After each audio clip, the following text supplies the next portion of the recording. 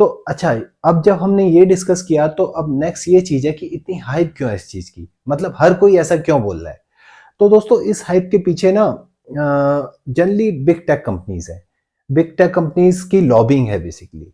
तो दोस्तों ये एक पूरा साइकिल है। मतलब आपने देखा होगा सिर्फ़ सिर्फ़ एआई के साथ नहीं हुआ है, पास्ट में कई सारी टेक्नोलॉजी के साथ ये साइकिल ऑलरेडी हो चुका है। मतलब वेब 3 ले लीजिए, मेटावर्स ले लीजिए, ब्लॉकचेन ले लीजिए। कुछ दिनों पहले दोस्तों यू नो ऐसा कहा जाता था कि data is the new oil.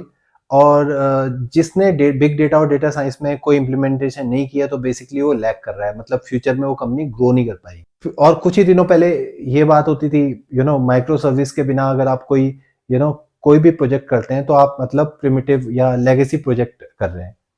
तो ऐसा नहीं है कि आज ये टेक्नोलॉजी चली गई, पर आज इन टेक्नोलॉजी की उस लेवल की रीच या उस लेवल की हाइप नहीं है। तो ये पूरा साइकिल है बेसिकली। तो क्या फायदा होता है कंपनीज को इस टाइप की हाइप क्रिएट करने से? देखिए, हाइप क्रिएट की जाती है फंडिंग के लिए। जब हाइप क्रिएट होती है वो in as a form of ad है बेसिकली।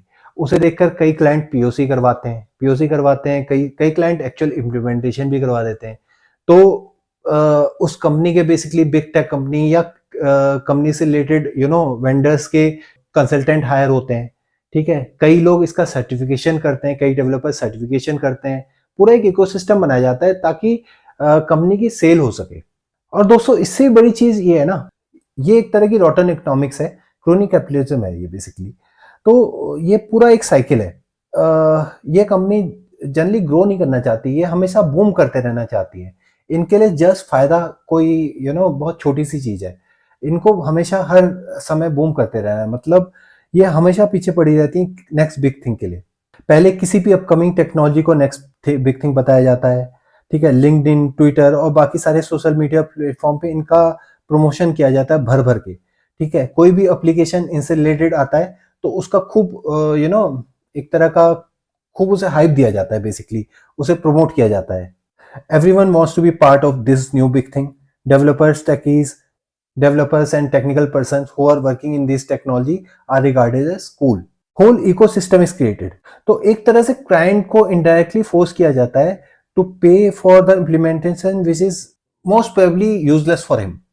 ठीक है, और क्लाइंट भी इसको इम्प्लीमेंट करवा लेते हैं या एटलीस्ट पीओसी तो करवा ही लेते हैं। किसके लिए? फोमो फोमो के डर से, मतलब फियर ऑफ मिसिंग आउट के डर से। और जब ऐसा पॉइंट आता है कि ये टेक्नोलॉजी एक पॉइंट ऑफ डिमिनिशिंग रिटर्न पे पहुंच जाती है तो एक नया साइकिल स्टार्ट होता है एक नई टेक्नोलॉजी के साथ। तो जैसे मैंने बोला, ये एक तरह का क्रोनी कैपिटलिज्म है। मतलब इन कंपनी के लिए ग्रो करना एक इज नॉट इनफ, इनको हमेशा बूम करते रहना है और इसीलिए इस तरह का साइकिल क्रिएट किया जाता है। हर 2-3 साल में एक नई टेक्नोलॉजी आती है और ये साइकिल हमेशा रिपीट होता है।